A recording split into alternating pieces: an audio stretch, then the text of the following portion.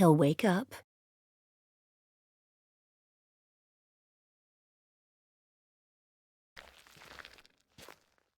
Don't let him see you.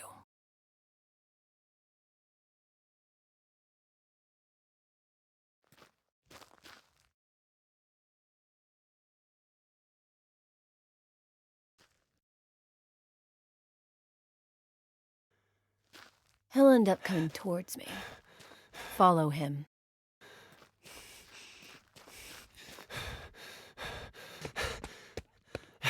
Dad!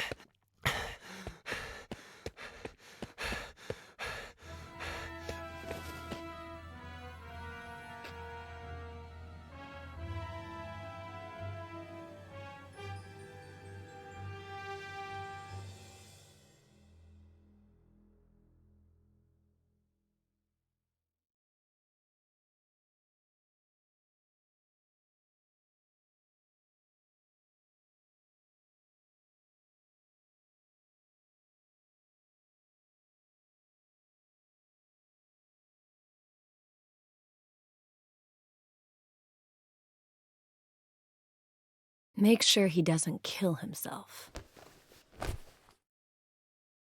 Let go! Let go of me! Then call the police and report an attempted suicide. Yeah. I'm on the Brody Canyon Bridge. I just,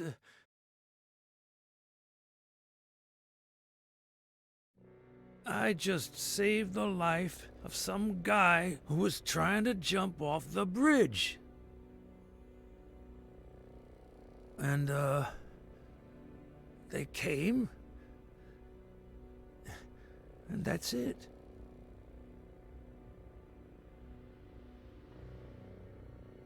You know what, Dennison? I believe you. So, I'm clean? Innocent?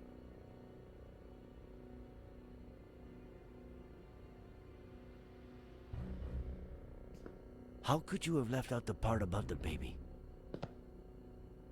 What baby?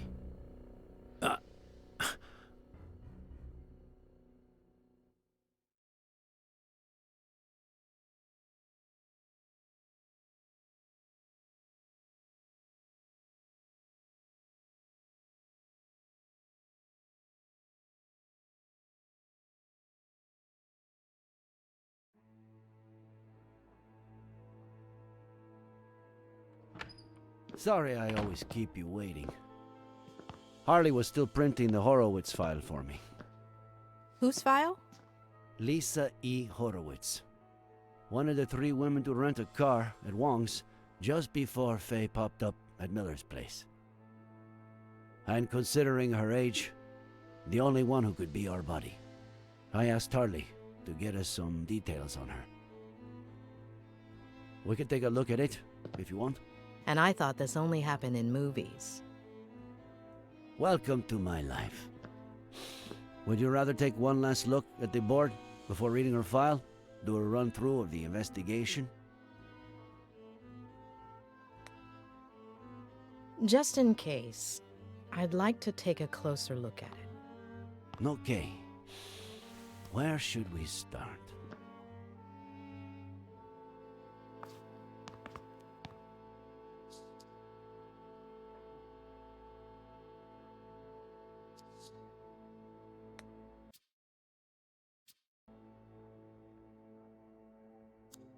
The Franklin's ranch has lousy cell phone service, so somebody cut their landline so they'd have no means of contacting anyone the same night that Samuel Franklin was murdered, and just a few hours before Dennison called the police, claiming Ed Miller had tried to commit suicide at the Brody Canyon Bridge.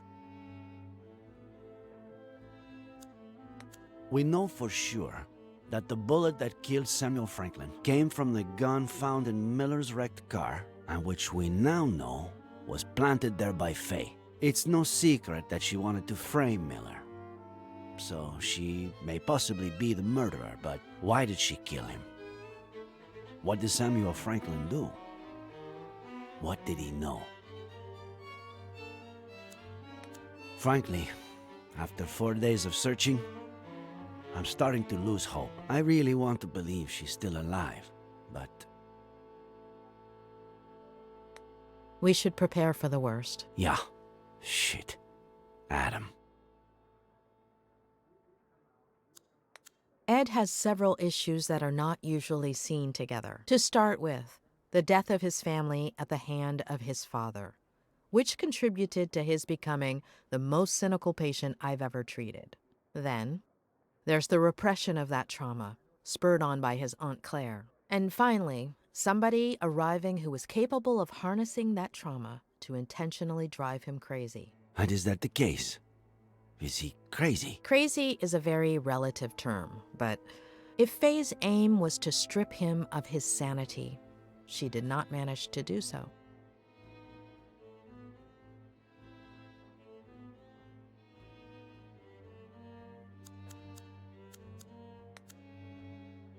Faye reenacted with total precision the accident in which...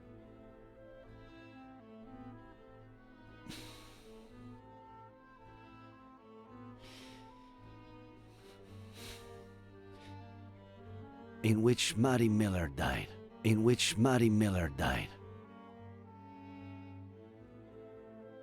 As well as her daughter. Ed Miller claims that his daughter, the new Jenny, was in the car. But the only evidence we have of her existence is a picture found on Faye's phone. On top of that, Faye wanted to make extra sure to frame Ed, so she planted a gun in the car, the exact same one that killed Samuel Franklin, and a bottle of whiskey, which is exactly what John Miller had been drinking before he killed himself. Faye paid him $10,000 to help her execute the last part of her plan. Together, they pushed Ed's car into the canyon. Later, Faye dressed up as John Miller, waited for Dennison to wake Ed up, and pretended to jump off the bridge. But wearing a harness with a rope hooked to it, she hid right under the bridge and put the disguise and the climbing equipment in the duffel bag, while Dennison made sure Ed didn't jump and called the police. We know that on October 8th of last year, she showed up at Miller's house, slept with him, and vanished, only to show up a year later with a kid, Jenny, supposedly the daughter of Miller, who she'd been gaslighting and drugging for weeks, disguised as his mother. Her motive? Revenge. But the thing that puzzles me the most is, why did her plan backfire? Did she just slip and that's it? Did she get her revenge and then decide to end it all? Or what are we missing? There was a men's suit in a bag we found under the bridge, which Faye wore to look like John Miller, who'd committed suicide by jumping off the same bridge. There was also a neuroleptic, likely used to put Ed Miller to sleep. Rock climbing equipment, key to a vehicle we have yet to identify. Maybe it was her getaway car. Maybe. Well, I'd say I've got a pretty clear picture. Let's look at the file. Great.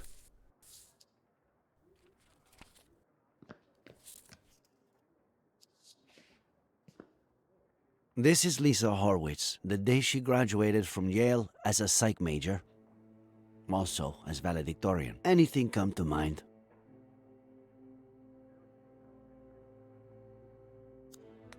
This isn't her best picture, but it's pretty clear this could be the same person.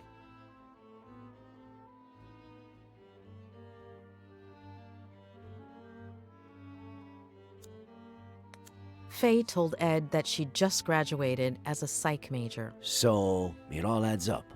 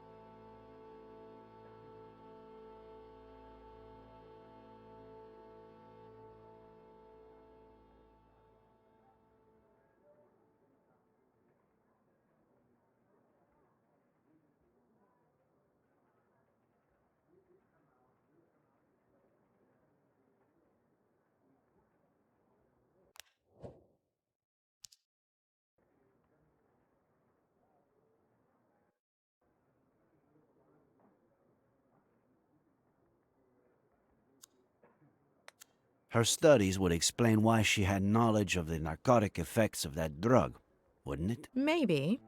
Let's see what the file says. Daughter of Peter and Marlene Horowitz, upper middle class.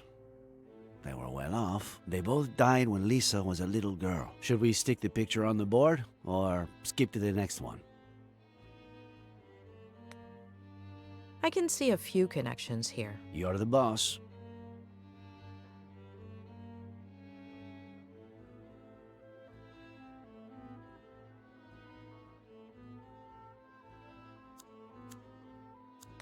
They didn't die in a car crash, did they? No. Cancer. Colon and throat. Within the span of about 2 years.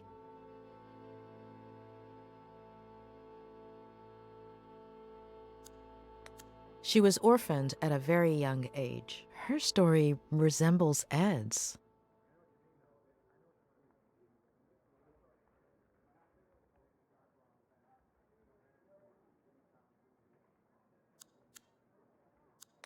I guess her family's social standing explains why a 23-year-old girl would have $10,000 on hand to give to Dennison. Right. Though, with everything she seems to have done, I wouldn't be surprised if she got the money through other, less legal means. Now for the fun part. After her parents' death, she became depressed. Self-harm, suicide attempts. She spent several months in the New Jersey Psychiatric Hospital. Possibly the most expensive one in New England. Rings a bell. I think a patient of mine went there. Who was it? The night before she was going to be released, her best friend from the hospital got drunk and jumped off the roof of the building.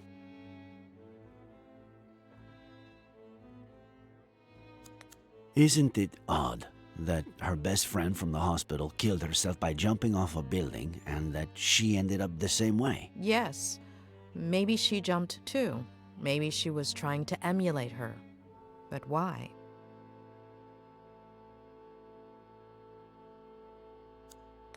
Isn't it ironic that a former psychiatric patient would pursue psychiatry? It makes sense.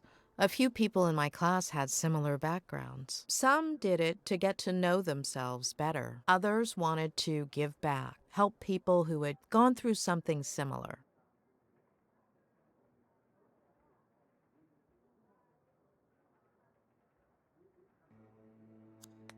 Did Ed Miller, after everything that happened to him as a kid, never go to a psych hospital? He almost did, but his Aunt Claire kept it from happening. She took him home to San Bernardino and essentially brainwashed him, burying most of his negative memories.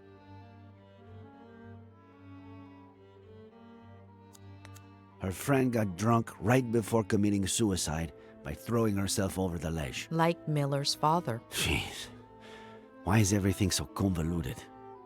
When she was released, Lisa went back to New York under the guardianship of her paternal grandmother, Diane Horowitz, who a few weeks later fell down the stairs, breaking her neck. What do we do with this one? Stick it there or pass? Don't you feel like her grandmother's death is too much of a coincidence? Yes, absolutely.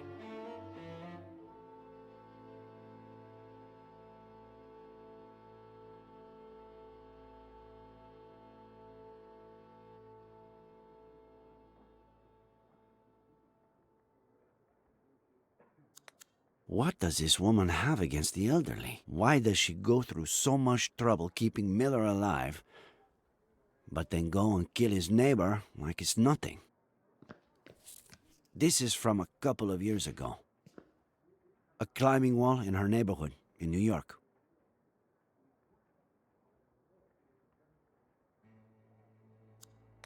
Another coincidence? There's no question. Lisa is our Faye. What? You're still not sure. I've been wrong too many times not to have my doubts. And this is from a few weeks ago. Lisa Horowitz applied for a position as a psychiatrist in training at the only psychiatric hospital in our county, and she got it. She's supposed to be starting at the end of the month, though I doubt she will. Why would a wealthy young woman from New York with an outstanding academic record want to work at a hospital with such a poor reputation and so far from home?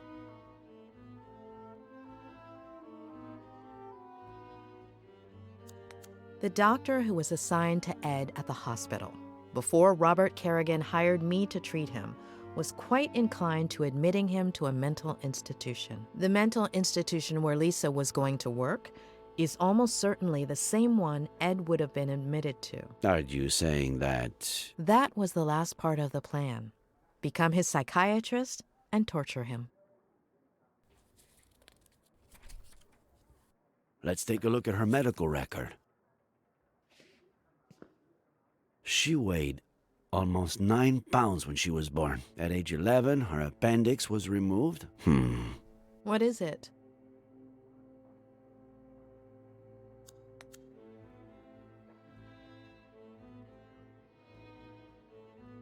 Let me make a quick call, just to double check. Pat? It's Reyes. Remember the body we brought in yesterday? The blonde girl? Ah, perfect. Can you tell me if she has a scar? The kind you would have from getting your appendix removed?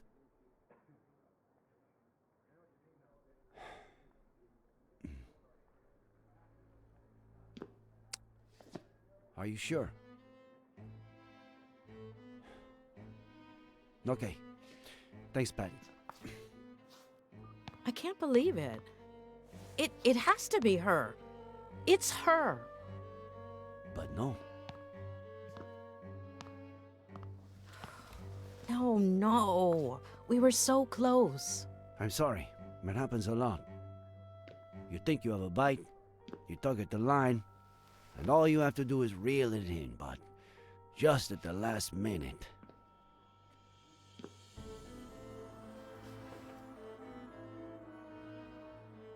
I wouldn't give it too much more thought right now. We should get some rest.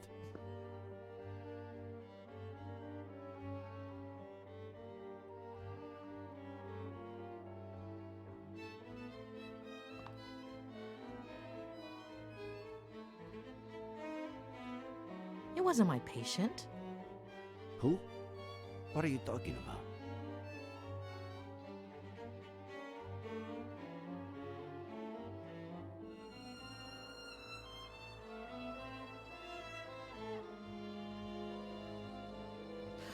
How long ago was Lisa Horowitz released? Why is that important? 8 years? 8 years. What was her friend's name? The one who committed suicide. Veronica Carrigan.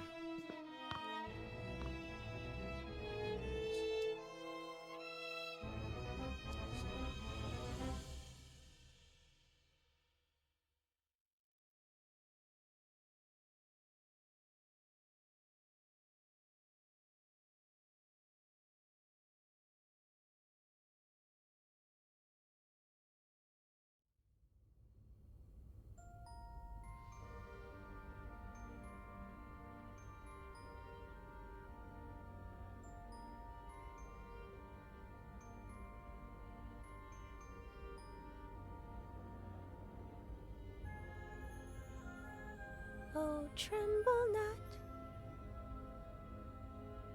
my dearest one, because there's nothing to fear.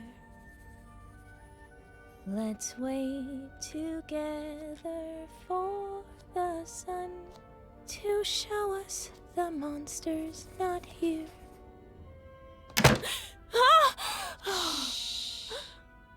They're gonna find me.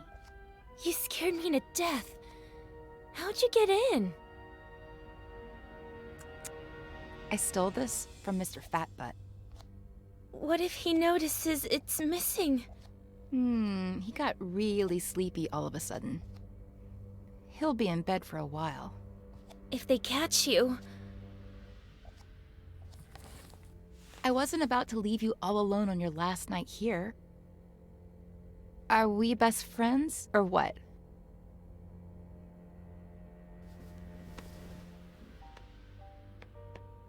Besides, I've got a surprise for you. Come on, follow me. But I'm not sure if...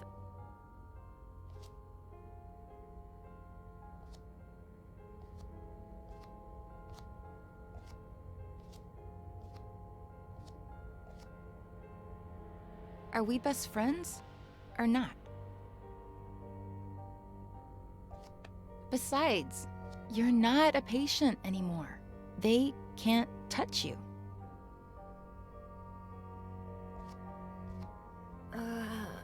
All right. But I have to finish writing my diary entry for today. It's my routine. It's your routine. I'll wait for you.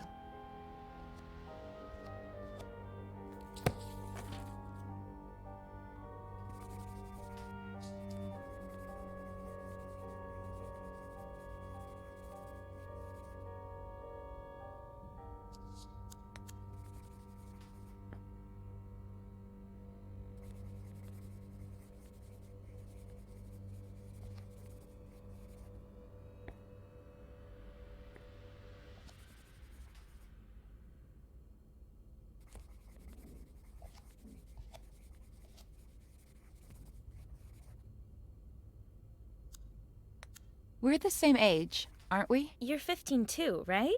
Why? No reason.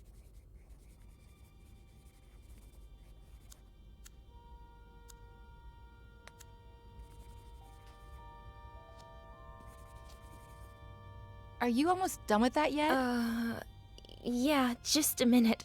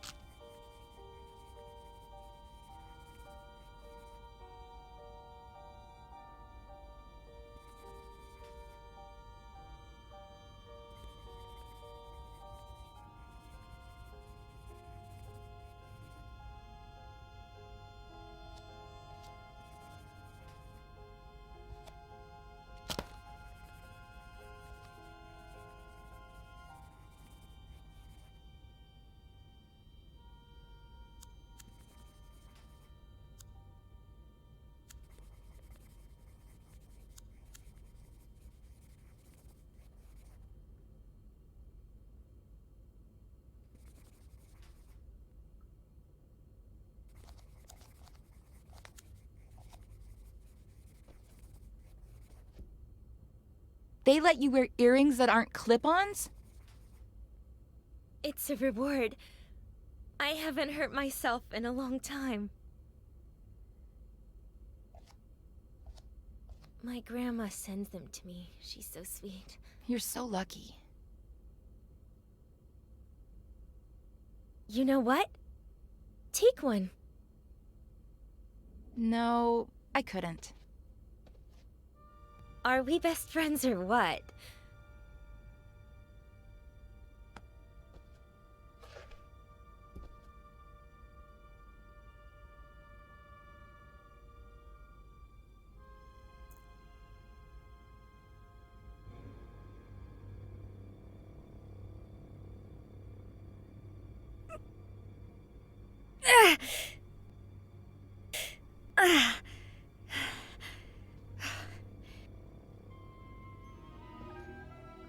So?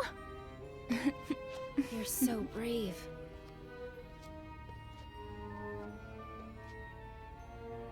I finished my entry. I'm gonna go pee and we Hold can... on.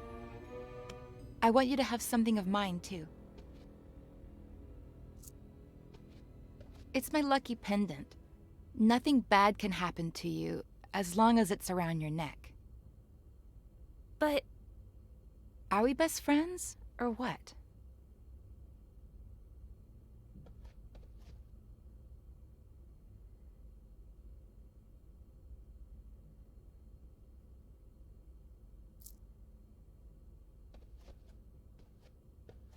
That looks so freaking cool on you. it's beautiful. All right, do what you gotta do and I'll show you the surprise. Oh, tremble not, my dearest one, because there's nothing to fear.